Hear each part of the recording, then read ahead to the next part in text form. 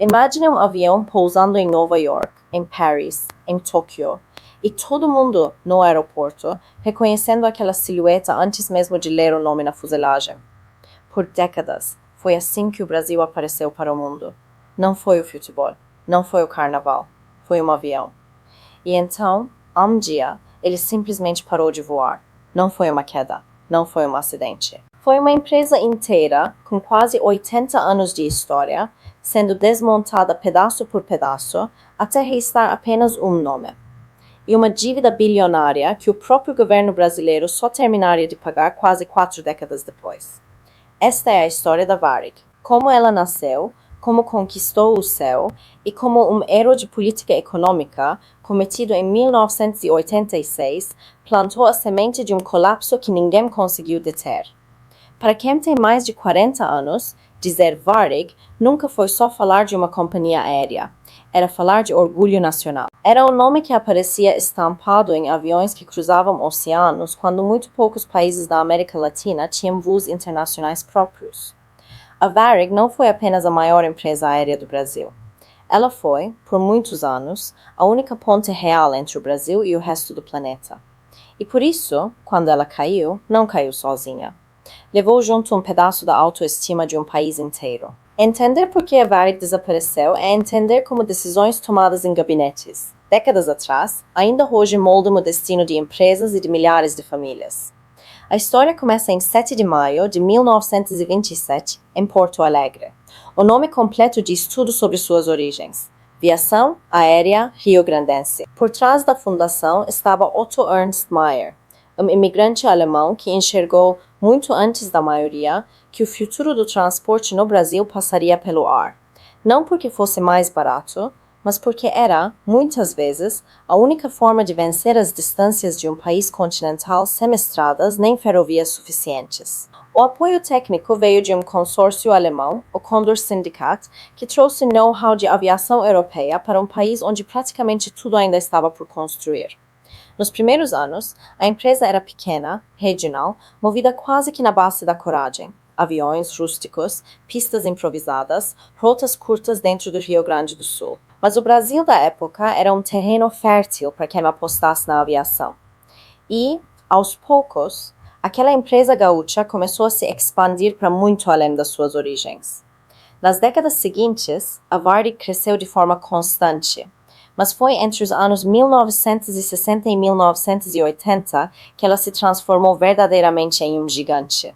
Aquisições estratégicas ajudaram. Em 1965, incorporou a Panair. Em 1975, absorveu a Cruzeiro do Sul.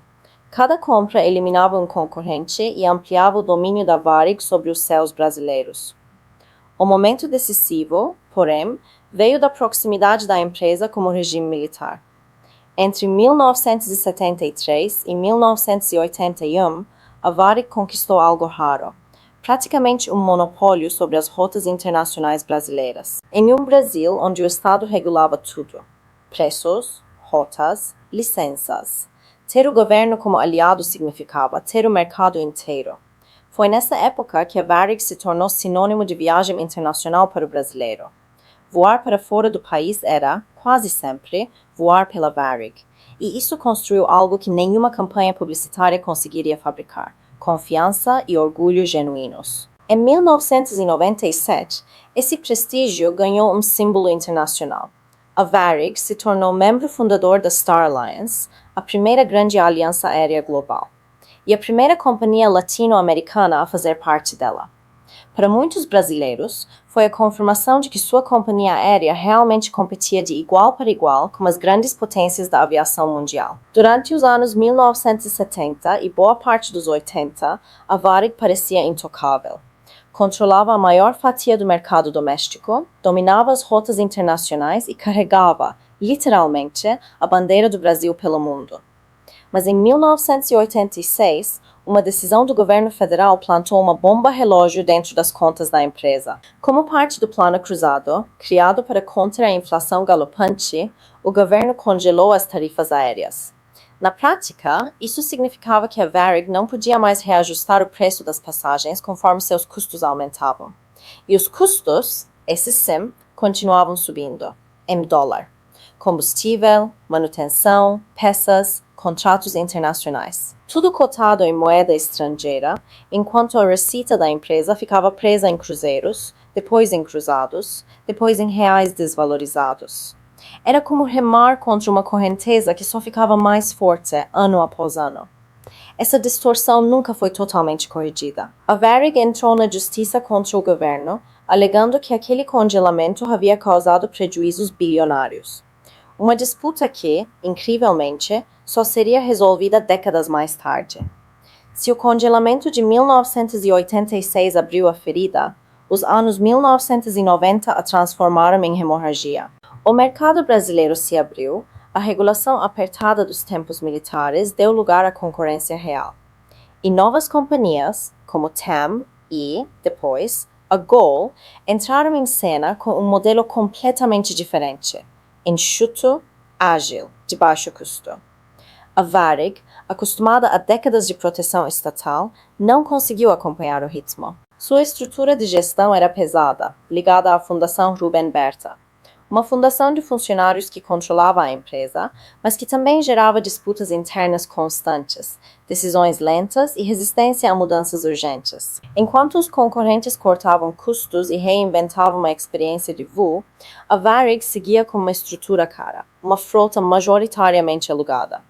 Mais de 90% dos aviões eram leasing, e uma folha de compromissos financeiros que crescia mais rápido que sua receita. Quando a empresa começou a atrasar os pagamentos de leasing, no início dos anos 2000, as companhias internacionais de arrendamento passaram a retomar os aviões, um a um. Cada avião retirado significava rotas canceladas, menos receita, menos capacidade de pagar as próximas contas. Círculo vicioso que se realimentava sozinho. Em 2000, a Varig registrou seu primeiro prejuízo líquido da história, cerca de 148,6 reais brasileiros milhões. No ano seguinte, o prejuízo mais que triplicou. Em 2005, as perdas anuais já beiravam 1,5 real brasileiro bilhão e a dívida total da empresa ultrapassava os 10 reais brasileiros bilhões. Diante desse cenário, em 17 de junho de 2005, a Varig fez algo impensável poucos anos antes. Recorreu à justiça pedindo recuperação judicial, buscando tempo para reorganizar suas dívidas e sobreviver. O processo de recuperação não foi suficiente para salvar a empresa como um todo.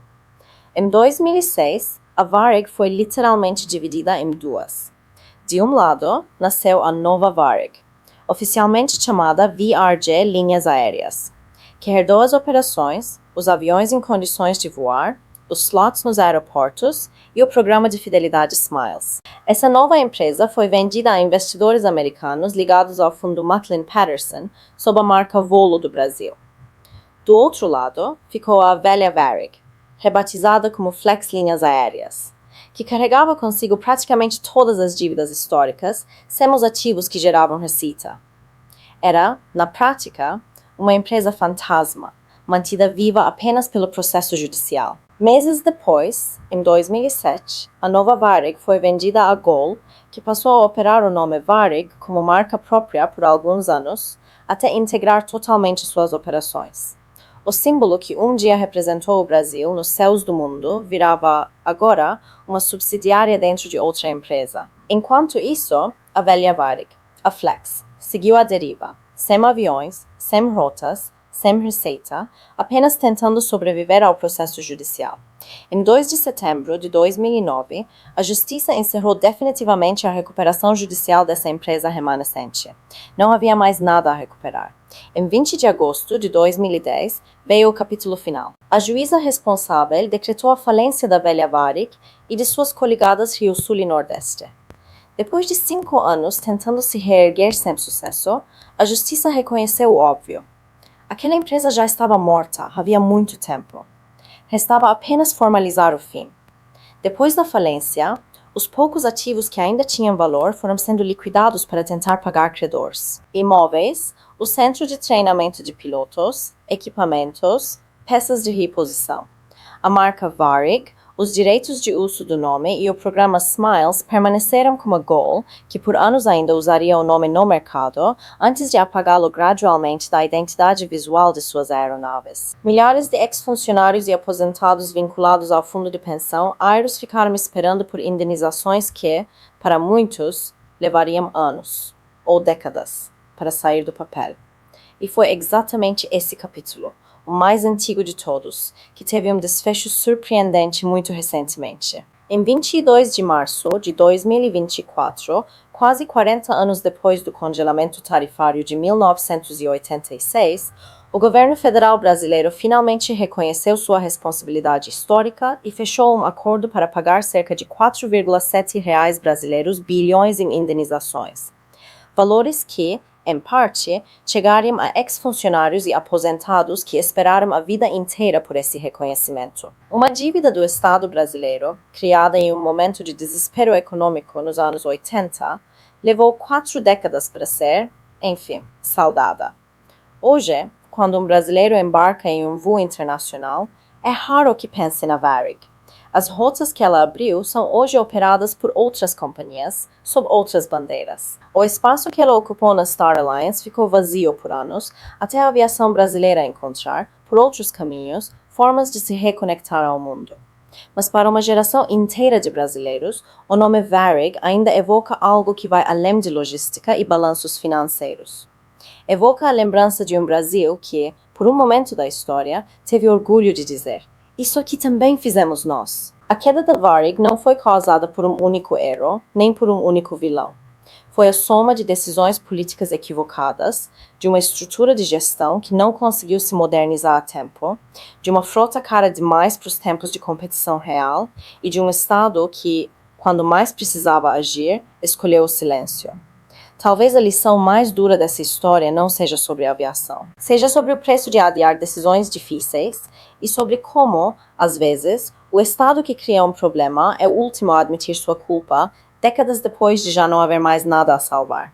A Varig decolou em 1927 carregando a bandeira de um país que sonhava alto. Encerrou sua história, décadas depois, como um lembrete de que nenhum império, nem mesmo um construído no céu, está imune ao peso das próprias contradições.